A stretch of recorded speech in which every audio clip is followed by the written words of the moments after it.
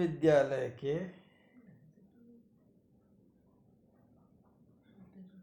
BA second year के संस्कृत के छात्र सभी जुड़ गए हैं इस नेटवर्क से। अब हम संस्कृत साहित्य के फर्स्ट पेपर का सबसे महत्वपूर्ण जो बिंदु है वह है वैदिक सूक्तावली। उसके संज्ञान सूक्त का अध्ययन करेंगे। पूर्व में ये मैं बता चुका हूँ कि यह ऋग्वेद के दशम मंडल का अंतिम सूक्त है और संज्ञान का अर्थ होता है सम्यक ज्ञान। सम्यक का मतलब है एकता वाला ज्ञान, यानी मनुष्य आपसी वैमनस्य को, जातिगत भेदभाव को और अन्य जो ईर्ष्या इत्यादि, द्वेष आदि, जो क्रोध, काम क्रोध आदि जो शत्रु है उनको भूल करके, वैर भाव को भुला करके एक मत अगर होते हैं और उसी प्रकार सोचते हैं और अपनी उन्नति के लिए प्रयत्नशील रहते हैं, उसे संज्ञान कहते हैं। यह सूक्त राष्ट्रीय एकता, अखंडता एवं सद्भाव को अभिव्यक्त करने का वैदिक उद्घोष है, जिसके आधार पर वसुधैव कुटुंबकम की भावना विकसित हुई है। अतः इस सूक्त के मंत्रों का अध्ययन आवश्यक ही नहीं, अपरिहार्य भी है। तो आज हम इस सूक्त के शेष मंत्रों का अध्ययन करते हैं। तीसरे नंबर का मंत्र इस प्रकार है: समानो मंत्रः समितिः समानी, समानं मनः स चित्तमेषां, समानं मंत्रमभिमंत्रये वः, समानेन वो हविषा जुहोमि। एक बार पुनः मंत्र इस प्रकार है: समानो मंत्रः समितिः समानी, समानं मनः सह चित्तमेषां, समानं मंत्रमभिमंत्रये वः, समानेन वो हविषा जुहोमि।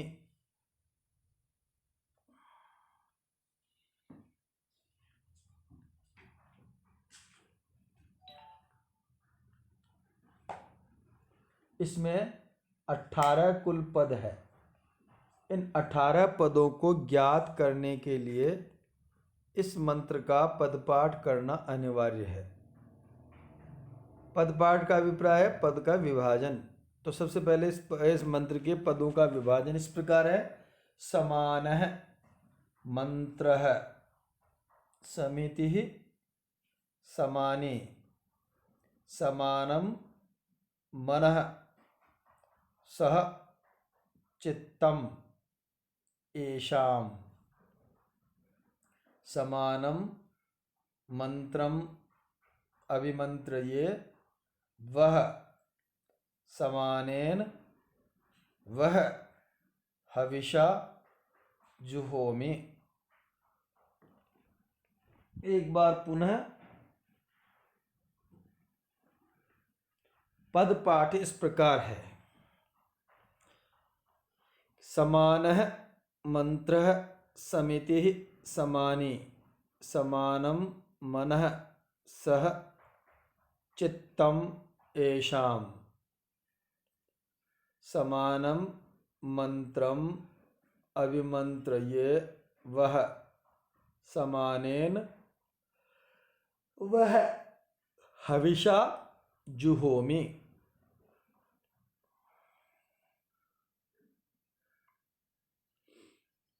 इन 18 पदों को सही क्रम में जोड़ने पर अन्वय की प्राप्ति होती है, जो कि अभ्यास के द्वारा ही बोधगम्य है। सबसे पहले इसका अन्वय इस प्रकार है।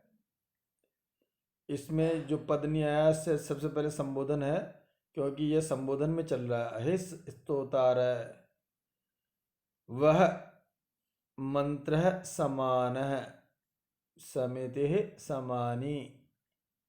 येषां चित्तं सह मनः समानम। वह समानम मंत्रम अभिमंत्रये। वह समानेन हविषा जुहोमि। एक बार पुनः। हे स्तोतारः वह मंत्रः समानम नः समितिः समानी। येषां चित्तं सह मनः समानम। वह समानम मंत्रम अभिमंत्रये। वह समानेन हविषा जुहोमि।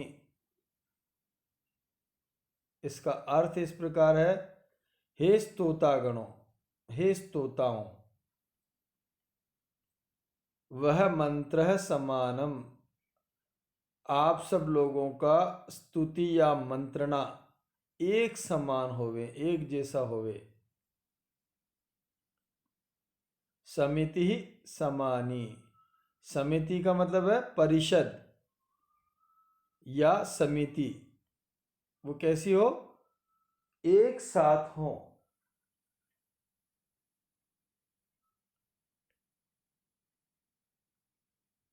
येषां चित्तम मनः समानम, और इनका सभी लोगों का विचारजन्य ज्ञान एक विध हो। मनः यानी मनन, और चित्तम सह मन, चित्त का मतलब है विचारजन्य, मनः यानी ज्ञान समान होवे, एक प्रकार का होवे। वह समानम मंत्रम अभिमंत्रये। हे पुरोहितों, मैं तुम्हें एक ही मंत्र से अभिमंत्रित करता हूँ। अभिमंत्रित करने का मतलब संस्कार युक्त करता हूँ, तुम्हें संस्कारों की ओर उन्मुख करता हूँ। तुम एक ही मंत्र से तुम्हें सब लोगों को एक ही प्रकार से अभिमंत्रित या संस्कारवान बनाता हूँ। और समानेन वह हविषा जुहोमि, वह यानी आप सभी को एक समान आवाहनों द्वारा पुकार रहा हूँ। एक बार पुनः। हे स्तोताओं, आप सब लोगों की स्तुति या मंत्रणा एक समान होवे। समिति समानी, परिषद या सभा आपकी एक मत हो, उनका ज्ञान एक विध हो, एक ही साथ सोचें। और चित्तम सह मनः समानम, और चित्त के साथ यानी विचारजन्य ज्ञान के साथ मन भी एक समान होवे। और हे पुरोहितो, समानेन वह हविषा जुहोमि। समानम मंत्रम अभिमंत्रये, मैं तुम्हें एक प्रकार के मंत्र से अभिमंत्रित करता हूँ, संस्कारवान बनाता हूँ। और समानेन हविषा वह जुहोमि, आप सब लोगों को एक समान आवाहनों द्वारा पुकारता हूँ।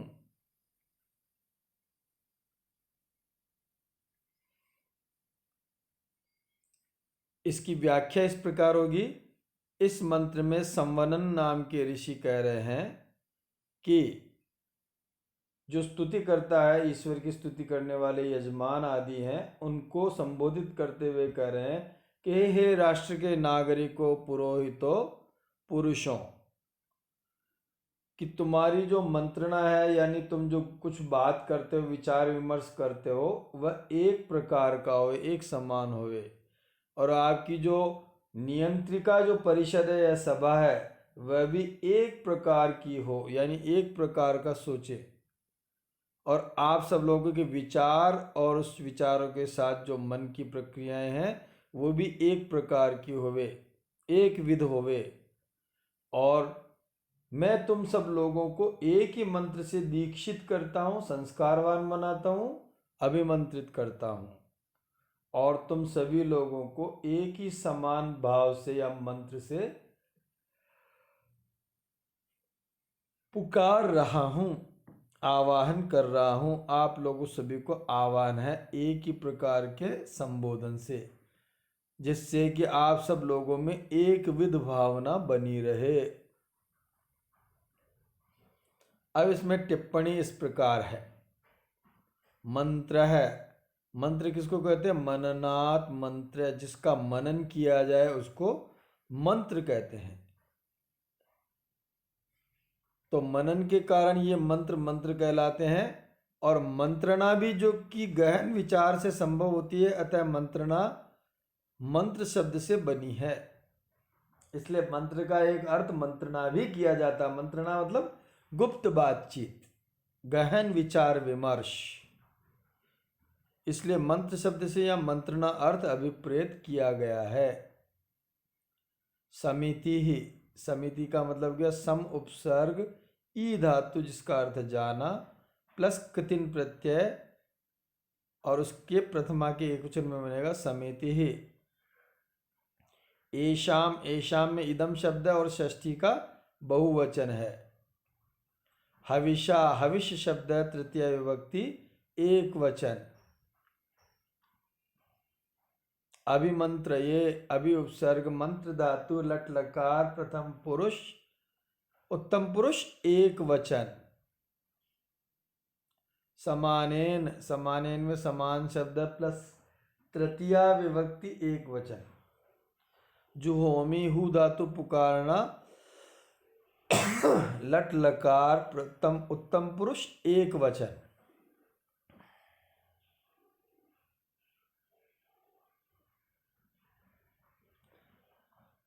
अब इस मंत्र में छंद है त्रिष्टुप छंद। इसका लक्षण हम पहले पढ़ चुके हैं कि इस छंद में 4 चरण होते हैं, प्रत्येक चरण में 11-11 वर्ण होते हैं। इस प्रकार कुल 44 वर्ण होते हैं।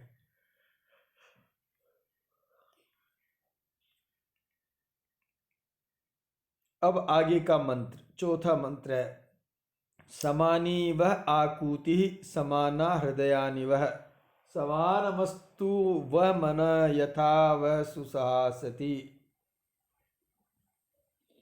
एक बार पुनः, समानी वह आकूति समाना हृदयानि वह समानमस्तु वो मन यथा वह सुसहासति।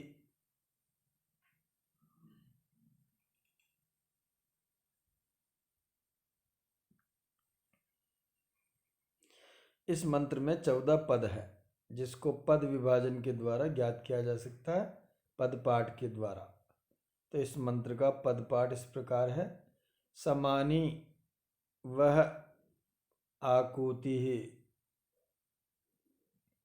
समाना हृदयानि वह समानम अस्तु वह मनः यथा वह सुसह असति। एक बार पुनः, समानी वह आकूति समाना हृदयानि वह समानम अस्तु वह मनः यथा वह सुसह असति। इन पदों को सही क्रम में जोड़ने पर अन्वय की प्राप्ति होती है। इसलिए सर्वप्रथम इस मंत्र का अन्वय इस प्रकार है।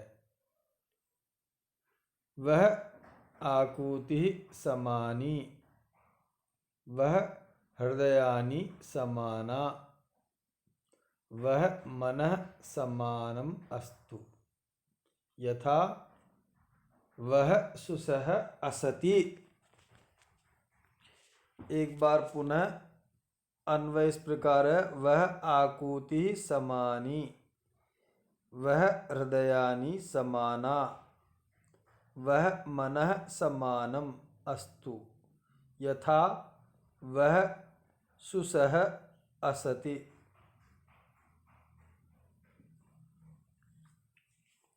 इसका अर्थ इस प्रकार है। वह आकूति, हे यजमानों तुम सब लोगों के आकूति यानी संकल्प या निश्चय समानी समान होवे।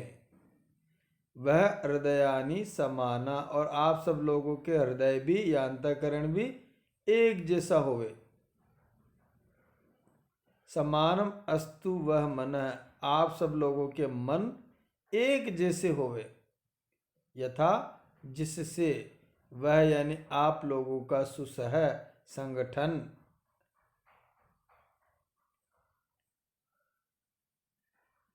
अच्छा असति यानी हो जावे।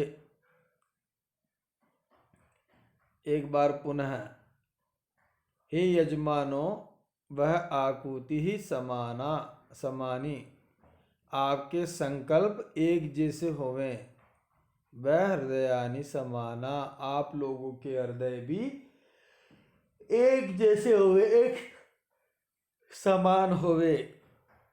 वह मनः समानम अस्तु, आप सब लोगों का मन एक जैसा होवे। यथा जिससे कि, वह यानी आप लोगों का संगठन सुसह अच्छी तरह से असति हो सके। अब इसकी व्याख्या इस प्रकार है।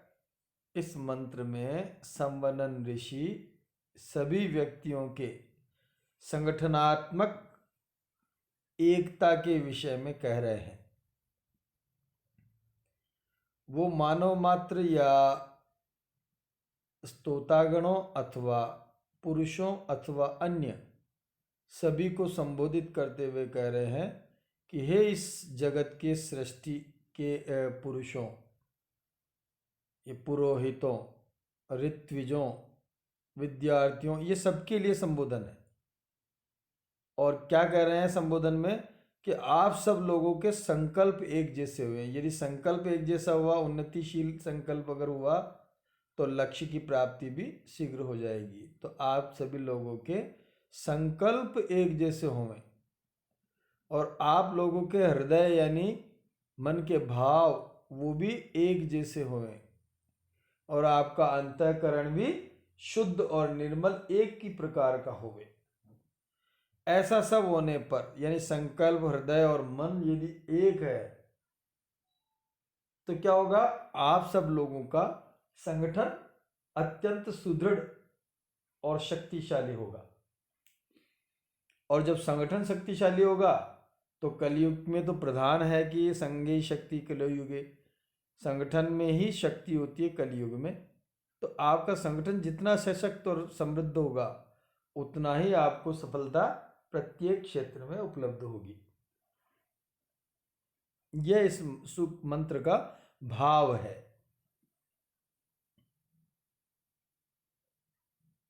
अब इसमें टिप्पणियां इस प्रकार होगी। आकुति ही, आ उपसर्ग कु धातु, कु का अर्थ संकल्प करना, प्लस कृतिन प्रत्यय और प्रथमा का एक वचन। हृदयानि, हृदय शब्द है, प्लस प्रथमा बहुवचन नपुंसकलिंग। समाना, यह समानानि का वैदिक रूप है। यानी लौकिक संस्कृत में अगर समान शब्द का नपुंसकलिंग का रूप बनेगा तो वो बनेगा समानानि, लेकिन वैदिक संस्कृत में समानानि की जगह समाना ऐसा पद बना दिया गया। इसलिए इसको ऐसे लिखेंगे कि समाना, यह समानानि, यानी वैदिक लौकिक संस्कृत के समानानि का वैदिक रूप है। अस्तु, अस्तु में अस धातु होना, प्लस लोट लकार प्रथम पुरुष एक वचन। सुसहासति, शोभनम साहित्यम सुसह। अस्तु, अस धातु लट लकार प्रथम पुरुष एक वचन असति।